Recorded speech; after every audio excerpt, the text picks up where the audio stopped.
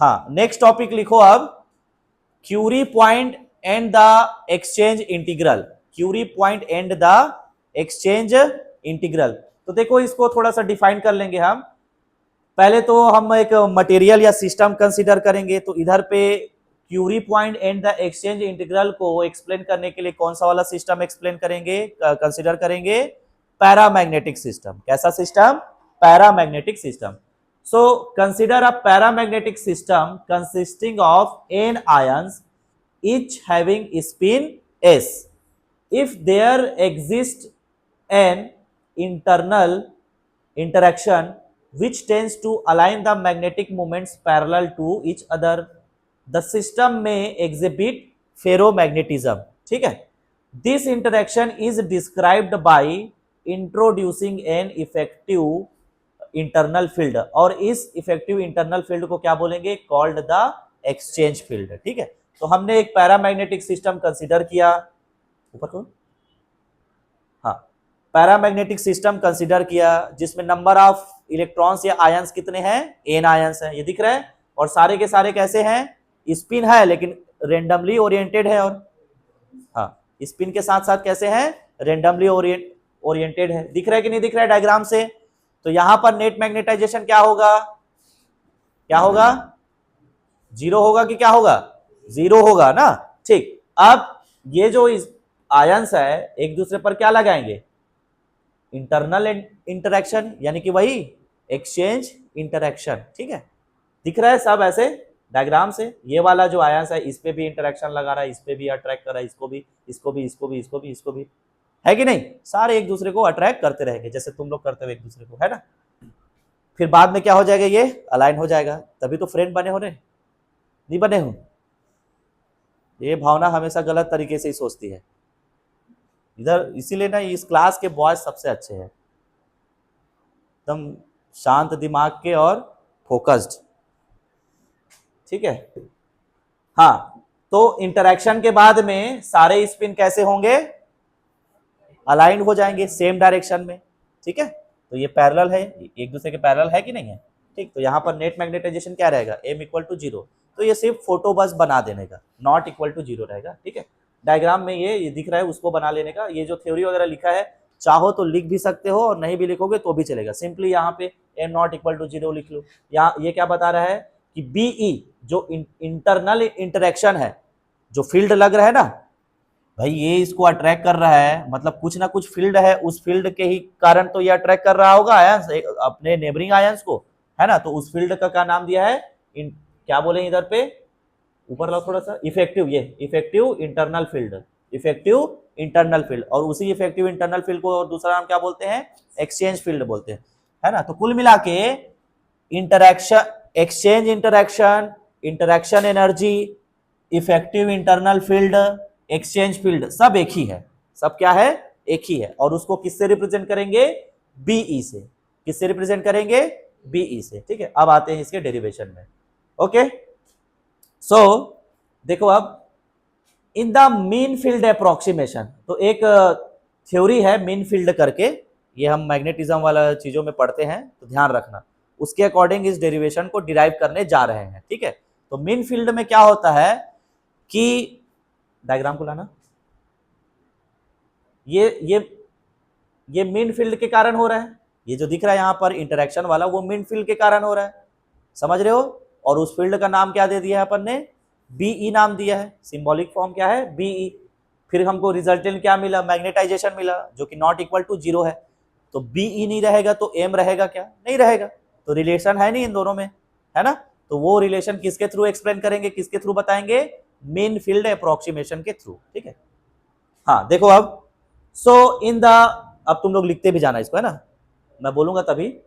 So in the mean field approximation, each magnetic moment experiences an average internal field proportional to the magnetization m of the system। तो जितने भी magnetic moment हैं वो क्या experience करेगा? Average internal field, यानी कि BE field करेगा। क्या फील्ड करेगा? फील करेगा BE।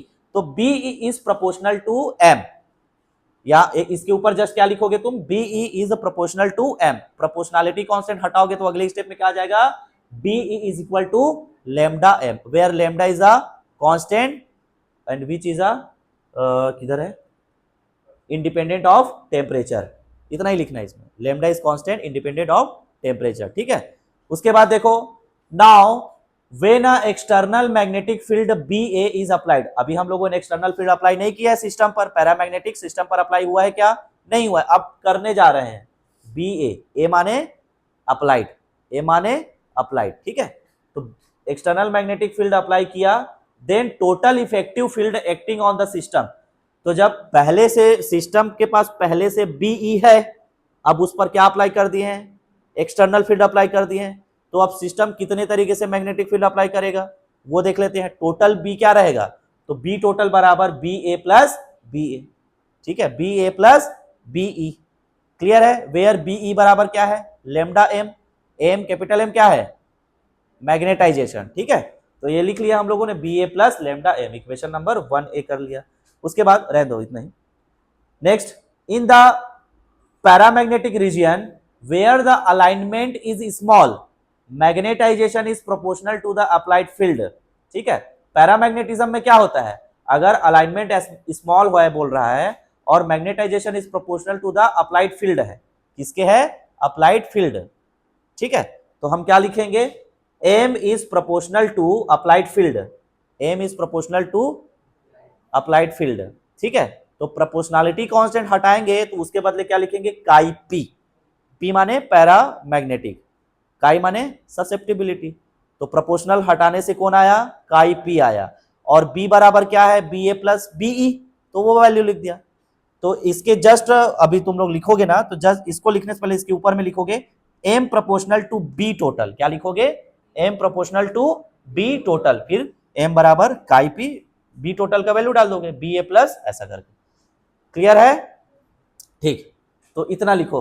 यहां पे क्या लिखोगे, B प्रोपोर्शनल टू M, फिर ये इक्वेशन, उसके बाद इसको, फिर इसको। ठीक है, इक्वेशन 2 तक ला, हाँ हाँ ऑन हो गया।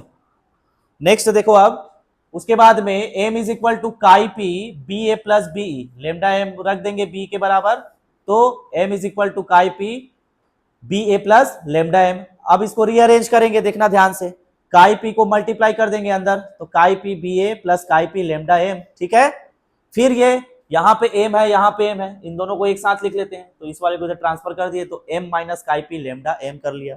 ठीक है, is equal to chi P BA।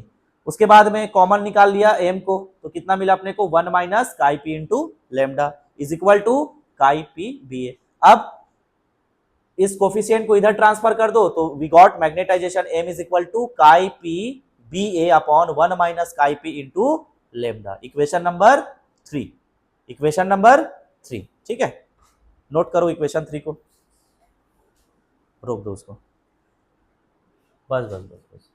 देखो अब इक्वेशन 3 के बाद, देयरफॉर ससेप्टिबिलिटी इज, तो जो टोटल ससेप्टिबिलिटी है काई, वो तो पैरामैग्नेटिक वाला ससेप्टिबिलिटी काई पी प्रोपोर्शनल था ना, तो प्रोपोर्शनलिटी हटाए तो क्या मिला, काई पी डाल दिए वहां पर। अब therefore total susceptibility chi is equal to M upon B लिखेंगे, तो BA मतलब अप्लाइड फील्ड है ना, BA माने अप्लाइड फील्ड, उसको लेंगे। ठीक है, तो M अपॉन BA, क्योंकि मैग्नेटिक फील्ड अप्लाई किए हैं उसी का ही तो ससेप्टिबिलिटी होगा, समझ रहे हो, यहां पर B टोटल नहीं डाल देना है। ठीक है, तो क्या, काई बराबर M अपॉन BA। अब इक्वेशन 3 से M का वैल्यू रखो यहां पर, तो M की वैल्यू ये हो गया, तो काई पी BA अपॉन BA है, तो B और BA क्या हो जाएगा, कैंसल हो जाएगा। कितना मिला अपने को, chi p upon 1 minus lambda chi p. ठीक है, from Curie law of paramagnetism, तो हम पैरामैग्नेटिज्म वाले क्यूरी लॉ से जानते हैं, we can read chi p is equal to, p यानी पैरामैग्नेटिज्म। ठीक है, chi p is equal to C by T, कोई सा भी मैग्नेटिज्म हो, काई बराबर, क्यूरी बराबर ऑलवेज C अपॉन टी ही होना है, समझ में आ रहा है। ठीक, तो काई पी इज इक्वल टू क्या लिख लिए, C अपॉन टी, सब्सटीट्यूटिंग यहां पर काई पी का वैल्यू क्या लिख देंगे, C बाई टी। ठीक है, यहां पर भी काई पी है ना, तो यहां पर भी क्या लिखेंगे, lambda into C by T. समझ में आ रहा है सबको, ठीक। उसके बाद सिंप्लीफाई करेंगे, तो काई बराबर, ये टी को यहां ले जाओ तो C अपॉन टी हो गया, एलसीएम लेंगे तो T minus lambda C upon T, ये लिखा है। फिर नेक्स्ट स्टेप में T और T को काट डालेंगे, है ना। नोट करो इन इक्वेशन को, यहाँ इसको इसको इसको इसको नोट करो, ठीक है। तो यहां से सिंप्लीफाई करने के बाद ये टी और टी को कैंसल आउट किए तो काई बराबर क्या मिला, C upon T minus C lambda. ये इंपॉर्टेंट रिजल्ट है, ठीक है। इक्वेशन नंबर 4 है ये।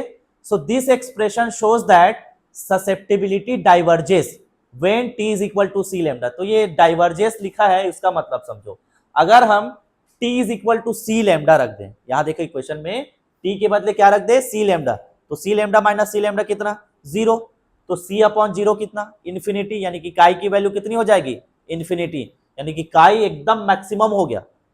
डाइवर्जेंस का मतलब काई मैक्सिमम, समझ रहा है, ठीक। तो हम बोल सकते हैं कि जब t is equal to C lambda अगर वैल्यू रख देते हैं तो काई मैक्सिमम हो जाता है, दैट मींस इनफाइनाइट हो जाता है। तो क्यों ना इस टेम्परेचर को क्यूरी टेम्परेचर बोल दिया जाए, क्योंकि क्यूरी टेम्परेचर ही मेन है ना।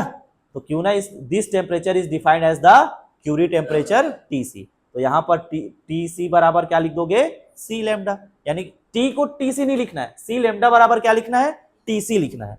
क्लियर है, ठीक। फिर hence the Curie which law becomes, तो यहां पर सी लेमडा के बदले क्या रखेंगे, टी सी। तो इक्वेशन नंबर 4 क्या बन जाएगा, का is equal to C by T minus T C. Clear, यहां तक नोट करो, इतना है ना, नहीं बस इतना ही। तो देखो ऑन हो गया, देखो this law successfully explains the variation of susceptibility in the paramagnetic region above the Curie temperature, ठीक है। तो ये जो दिख रहा है इक्वेशन नंबर 5 जो है एक्सप्लेन कर रहा है variation of susceptibility in the paramagnetic region above the Curie temperature पर दिख रहा है, chi is proportional to 1 upon T minus T C. तो जैसे जैसे टी या टी सी या दोनों का डिफरेंस वाला वैल्यू चेंज होते रहेगा, काई का भी वैल्यू क्या हो जाएगा, चेंज, यानी कि काई में अपने को क्या देखने को मिलेगा, वेरिएशन। क्लियर है, ठीक। नाउ रुको, figure 2 shows a plot of reciprocal of susceptibility, यानी 1 अपॉन काई वर्सेस टेम्परेचर। अभी जो ग्राफ दिखेगा वो किसके किसके बीच रहेगा, 1 अपॉन काई versus temperature. The graph is a straight line and when extrapolated it intersects the temperature axis at t is equal to tc. this confirms the Curie-Weiss behavior। तो इसको ग्राफ से समझते हैं।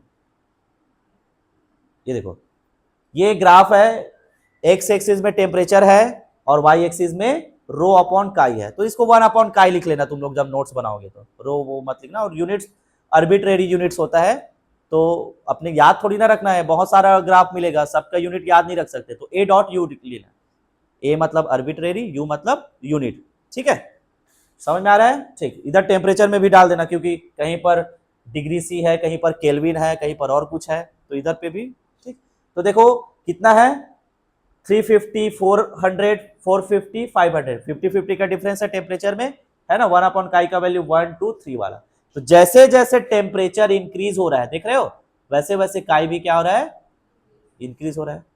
काई नहीं, 1 अपॉन काई, जैसे जैसे टेम्परेचर इंक्रीज हो रहा है 1 अपॉन काई इंक्रीज हो रहा है, क्योंकि chi is equal to 1 upon T है ना, तो टी इंक्रीज करोगे तो काई तो डिक्रीज हो जाएगा, लेकिन 1 अपॉन काई इंक्रीज होगा, तो वही है, ठीक। तो वो जो टर्म आया था एक एक्स्ट्रापोलेट्स करके, तो हम अपने को पहले स्ट्रेट लाइन मिला, फिर उस स्ट्रेट लाइन में हमने कुछ एक्स्ट्रापोलेट किया, एक्स्ट्रापोलेट करने से इंटरसेक्ट मिला, प्रतिच्छेद बोलते हैं क्या हिंदी में, है ना, जहां पे दो रेखा एक दूसरे को काटती है वाला रे, वही चीज, ठीक है। तो एक्स्ट्रापोलेट्स का मतलब ये है कि हमारे पास हाई टेम्परेचर वाला डेटा है, ध्यान से सुनना, हमारे पास किसका डेटा है, हाई टेम्परेचर वाले का डेटा है, सब हाई टेम्परेचर है ना।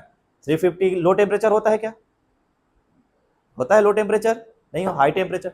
तो हाई टेम्परेचर का डेटा है, उसके रिस्पेक्ट में 1 अपॉन काई इंक्रीज हो रहा है, ठीक।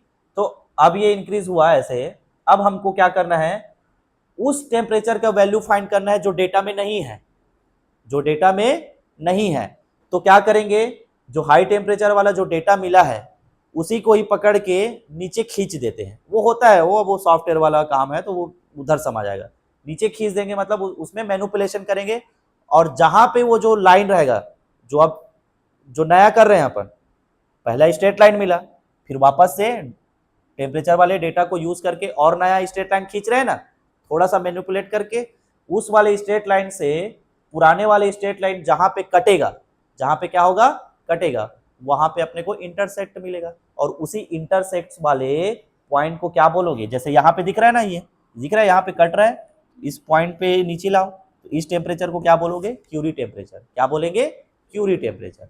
समझ में आया, यही है। तो सिंपल इसको ऐसे लिख लेना कि T वर्सेस 1/काई है, जैसे जैसे टेम्परेचर इंक्रीज कर रहे हैं 1/काई की वैल्यू बढ़ रही है। और एक दो ये जो दूसरा वाला लाइन है जहां पर ये इंटरसेक्ट मिल रहा है, फिगर में बनाओगे तो गोला डाल देना और नीचे खींच देना, ये वाला पॉइंट जो है क्यूरी टेम्परेचर को रिप्रेजेंट करता है, इतना लिख लेना, वो एक्स्ट्रा पोलेट फोलेट मत लिखना। समझ में आ गया।